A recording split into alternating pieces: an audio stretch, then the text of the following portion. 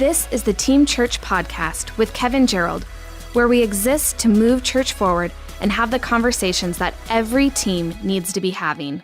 Hey everyone, welcome to the Team Church Podcast. My name is Brandon Stewart and I get to be your host today. So glad that you found this space. Of course, the Team Church Podcast releases the first Tuesday of every month. Our goal here on the podcast is to have the conversations that every team needs to be having. So today we're going to have some team talk. We're going to start the conversation, and our hope, our prayer is that you and your team will finish the conversation and just consider how we can all move forward and be better as a team as we are building God's great church. So glad you're here today. And I am joined with Coach K today, my pastor, Pastor Kevin. Hello, everybody. So glad we're back for episode 2. Yeah, I'm excited about this. It's going to be a really, really good episode. I'm so excited about what we're going to talk about today. I know you're particularly fired up about this subject right now. You've even been speaking this into the life of our own church here at Champion Center. Today, we're going to talk on the subject, the speed with which you lead. Mm-hmm. The speed with which you lead. I guess let's just remind everyone, we see everyone on the team as a leader. And we see us leading as a team like we talked about in episode 1, but the speed with which we lead matters. Yep. Pastor Kevin, I heard you say recently to get the conversation going that there's a dumb dichotomy that so many teams experience. And it's the dumb dichotomy of getting it right versus doing it fast. Right. Yeah. Talk about that. Well, a lot of people when you're challenging people to work fast, they will immediately respond with, well, do you want it done right or do you want it done fast? Like that would be, a way to say, I'm not going to do it fast, but I promise you I'll get it right. And what we're saying is that we want both. It's both. And excellence in leadership demands that we have both. So research was done with over 50,000 leaders. This was by Harvard Business Institute. Wow. And what they did is that they asked questions about these 50,000 plus leaders to the people who work with them. And they asked them to rate their leadership. And the people who only scored in one column, in other words, people who got things done fast as a leader, or people who got things done well and efficiently as a leader, always, or I should say only 5% of the time qualified for what was called excellent leadership in people's minds. On the other hand, the leaders who were both fast and efficient, they got it done right and they got it done quick, were 96% of the time called excellent by their own peers and by the individuals who they led. So that's the big variance here, is that if you're only going to get one of them, you're going to be in mediocre level leadership. If you get both of them, you're climbing automatically to the top of the ladder. This is exactly how Rudy Giuliani brought down the crime rate in New York when he was mayor. It's the classic now broken window theory. Talk to us about that for a second. Criminology is the one that came up with that study of criminology. But Mayor Giuliani, through his police chief years ago, whenever the crime rate was really high in New York City and he became mayor, was encouraged to apply the broken window theory, which basically means that when windows get broken or petty crime is occurring, you could say that the city officials pounce on it in such a way that it attracts attention to everyone who's observing and sends a message that says we don't tolerate even small crime in this city. And so what he did, though, that was amazing and got a lot of attention across the country was that he said every window that is broken in the day will be fixed by midnight tonight. When officers were patrolling areas, and of course we know there's parts of the city probably more vulnerable to this, and so they're on high alert, and they see broken windows, then by midnight the guarantee was that the windows would be fixed. Now imagine you're an officer or you're a person at the window company or wherever you are in that process, and you're saying, no, tomorrow's not good enough. today. And that is what created an amazing amount of attention to the whole broken window theory, was the way they not only said, we're going to fix the window, they said, we're going to fix it today. Like by the end of the day, it will be fixed. And beautiful news in all of this is that, if you haven't heard about it or read about it, is that the crime rate went way down in the leadership that was so proactive under Mayor Giuliani. I think so many pastors, so many team leaders are facing right now tough conversations they need to have. Yep. Or something on their team that isn't working. They have a broken window on their team. Yep. Somewhere. Something isn't working. Someone isn't working. And I think you'd agree with this, that the speed with which we address that matters. Mm-hmm. The speed with which, in other words, if you're the tough conversation's not going to go away. So good. Yes. It's not going to disappear on its own. Yeah. It's like driving a car with a flat tire and hoping it somehow, as you're driving, it inflates itself. But I've heard it said about some of the Come on, Brandon, laugh with me on that. That's a good example. But I've heard it said that the greatest companies in the world give feedback to their employees immediately, like same day kind of stuff. We're not waiting for the 90-day review. Good. We're not waiting for the 1-year review. I've even heard it from friends that have worked at like Apple and companies like that they would leave almost every single day hearing feedback on how they did. But that just speaks to speed. Yep. It speaks to being quick about getting to the places that are going to really move our teams forward. Absolutely. So I remember the first person that I had on our team as a worship pastor or worship overseer. It was a single gal. She was still in college, and basically we're a really small church, and we were pretty desperate for help. My wife Sheila and I were doing everything from the children's ministry straight on through, to leading worship, to prayer leaders, to doing the weekly bulletins, to you name it, we were doing it. And so this young gal, I was able to recruit her out of college. And actually because of, the environment that we were in, she would just come in town on the weekend from a nearby city. And then she would stay with us over the weekend to help us with our small church. And so I remember every weekend I would I would say, okay, we're going to review the weekend. I'm going to tell you what I like, what I don't like. I'm going to tell you what, I'd like us to get better on. And so the first time I did it, she cried, and then after a couple of weeks of the emotional response, sometimes it was crying, sometimes it was, pushback, whatever it might be. I said to her, you know what? There's no way you can work with me if you can't let me talk back to you. Yep. Like if that sort of, honest, open, it's not about you being degraded. This is your first time. I know that. So I'm a coach. I'm going to tell you what a pastor likes, what I like, but I'm so glad you're here. I'm thankful you're here. Like you can't take all this personal. This is how we grow.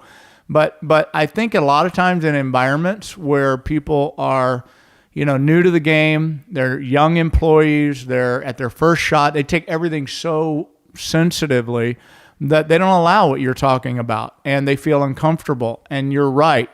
What it does is it handcuffs leaders. Yes. Because we got to wait till the right moment. We got to wait till the right time. Yes. And unfortunately, that causes, it's a high price that organizations pay for trying to wait till the right moment rather than giving quick, fast feedback. I think my feedback as, I need to say that again. I think my theory, being someone on your team over the years, has been if I stay unoffendable and I let you talk quickly to me in the moment, I get the best of you. It may not always feel good. Not saying it always, goes down like candy or something. It's going to hurt a little bit, but I'm going to get the best out of you as my leader. But it's my job to stay unoffendable so you can stay quick on the feedback or direction, or you can ask big, and I get the best out of you as my leader when I just allow you to do that, and you don't got to worry about me. Like it might sting, but I'm a big boy. I can handle it. I feel like that's a great gift that we give to our pastors and we give to others and allow them to do that. Absolutely. And when you don't, then you create a pace that he has to slow down for, Yes. and the whole organization gets bogged down. So I loved what you taught our staff recently on the reasons we lead fast. I think we have 3 of them today. The reasons that we lead fast. The first reason that we had talked about was that it makes you an excellent leader. You started there today. It makes you an excellent leader. I guess unpack that for us for a minute. Well, basically, for us, we assume that in one way or the other, we have our own notion of what excellence is. And more often than not, like I said, people assume that it's getting it done right. And getting it done right is what makes me an excellent leader. So we're just we're kind of undermining that notion. Hopefully, we're destabilizing it so that people that have been secure in that idea would realize that it's definitely not true. So let me give you an example. In-N-Out hamburgers. Most people that are listening, even if you Yes. don't have one around. Jesus is Lord at In-N-Out Burgers. Jesus is Lord. We know who they are, right? We know what Yes. they do. We know that their meat is fresh. We know that potatoes are not frozen. Yes. Like, can you imagine? Now just think about all that. That means it's quick, it's fast, it's delivered. A delivery service is happening constantly to the In-N-Outs across the country, but that's their pledge. Not only is that their pledge, but when you pull in and you get ready to order at In-N-Out, you are on a timer. You don't know it, but you're on a timer. And the timer is only 6 minutes long. So 6 minutes from the time that is the maximum, by the way, from the time that you place your order, the time you pick it up. Once that is breached, somewhere in that 5 to 6 minute mark, the person who is managing that In-N-Out will make a decision for speed. And it looks like this. They look out at the floor where there are 3 employees who are out on the floor and they're cleaning up the napkins and the things left Right. and cups and so forth. And the manager will say, hey, I need you to get outside, get out to the line.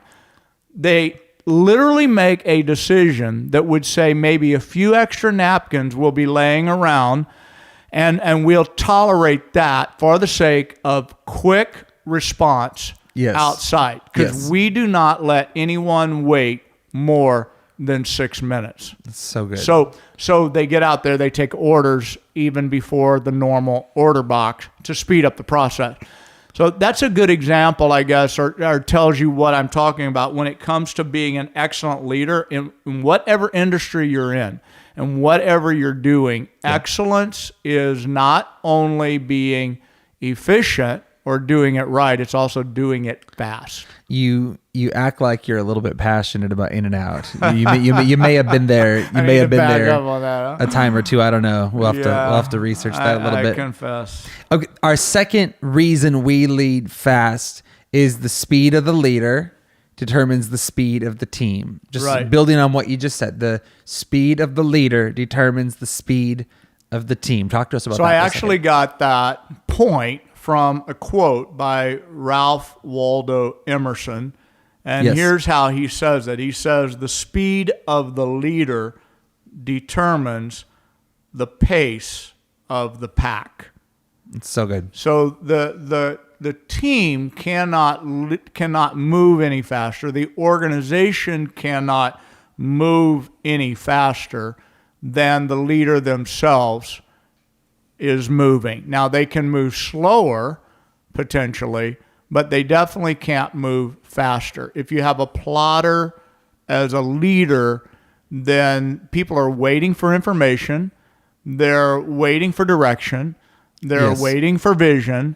They're waiting for guidance. They're waiting to get the green light. Everything's red right now, on hold. They can't move any, and it Yep. creates frustration. Yep. Especially with certain proactive kinds of personalities. Totally. And so that's really the point that we're making there, is the speed of the leader determines the speed of the team. Well, and I think, not to keep emphasizing confrontation, but don't you think that when a situation needs to be dealt with, a tough conversation needs to happen, or everyone on the team knows it needs to happen.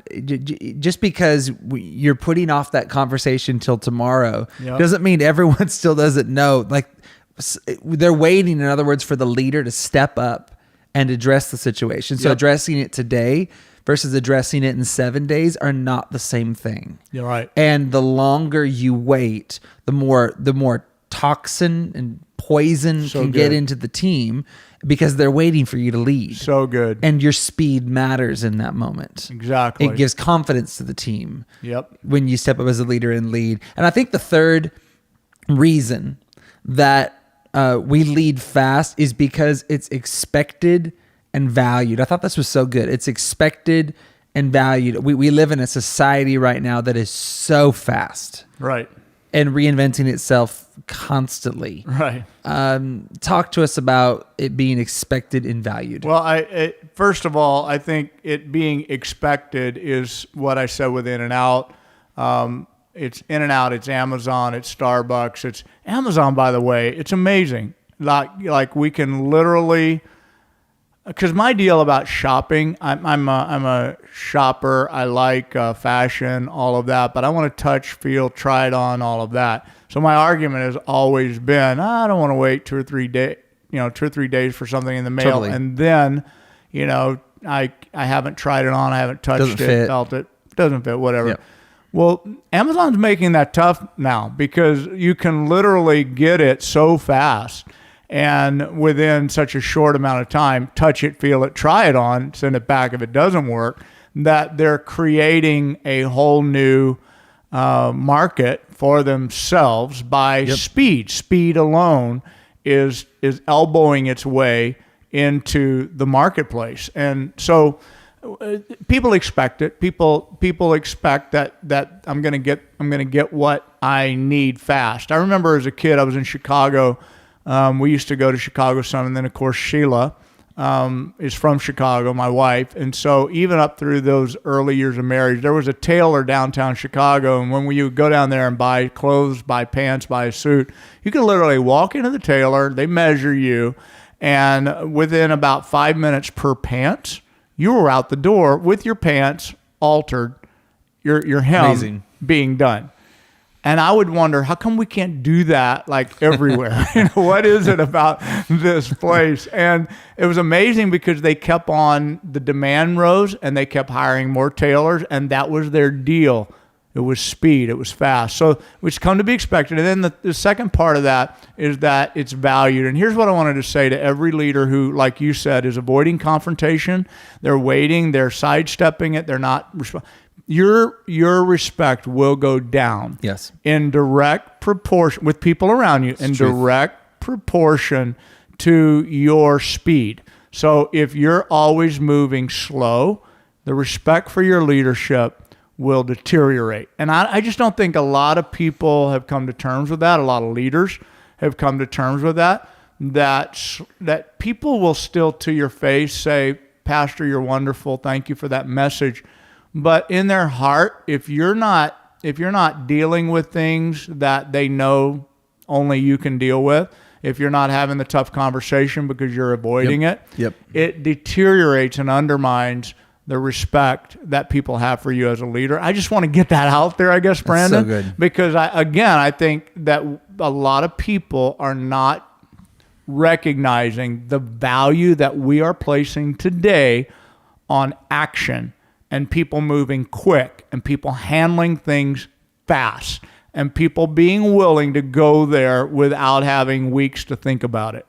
When organizations and teams are simplifying, leadership structures are flattening right now, like as a trend, meaning where church staff is really leaning out in a lot of ways. We're getting more nimble and more quick to be able to make right turns and left turns. In fact, John Cotter in his book Leading Change alludes to this idea. So many people, when they want to change something, they rush to fixing the mission or fixing the vision, or which is like step 3.